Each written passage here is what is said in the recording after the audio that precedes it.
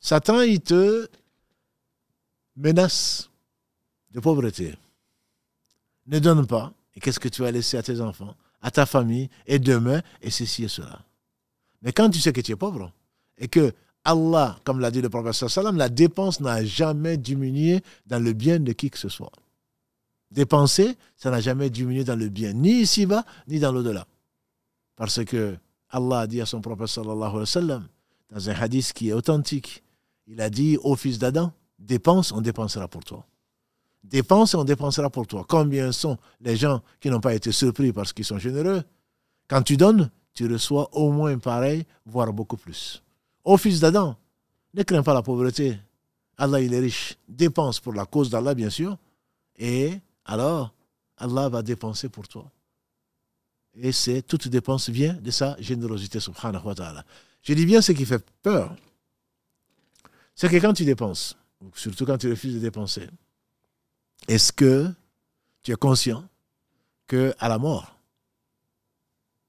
3 choses accompagnent le mort, comme l'a dit le prophète sallallahu alayhi wa sallam. Sa famille, ses biens et ses œuvres. 2 retournent, a-t-il dit alayhi salatu wassalam. Sa famille retourne, après ses biens. Quand on l'amène dans des carrosses, quand on l'amène dans je ne sais quoi d'autre, et ses biens reviennent. Sa famille reste peut-être un peu triste, ou alors se déchire déjà au cimetière, malheureusement, pour l'héritage. Qu'est-ce qui reste? Ce sont ses bonnes œuvres, c'est-à-dire ce qu'il a dépensé quand il était vivant. Et la meilleure dépense, a dit le prophète sallallahu alayhi wa sallam, c'est celle que l'on fait alors qu'on est pauvre, qu'on craint la pauvreté et on est dans le besoin. C'est ça la foi. C'est ça la foi. En ce sens que quand tu dépenses, tu es en train de dépenser c'est l'investissement durable.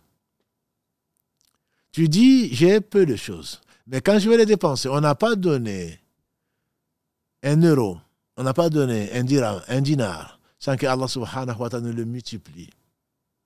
Et on a un verset dont on va commenter, Inch'Allah, 261 et suivant de la sourate al-Baqarah, où Allah rassure l'homme. Ce que tu dépenses, Allah va le multiplier. Allah a donné l'exemple de 7 épis. Chaque épi donne 100 grains. 700 et bien plus.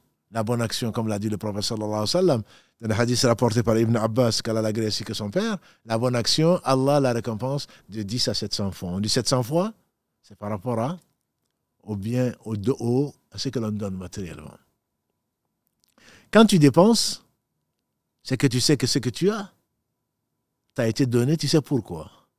Et si tu crois en l'au-delà, tu vas préparer l'au-delà. Si tu ne crois pas en l'au-delà, ou tu n'y crois que, ou tu as des doutes, très certainement, qu'est-ce que tu vas faire?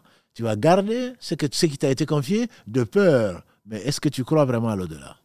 Ce que tu as dépensé, c'est ce que tu as gagné.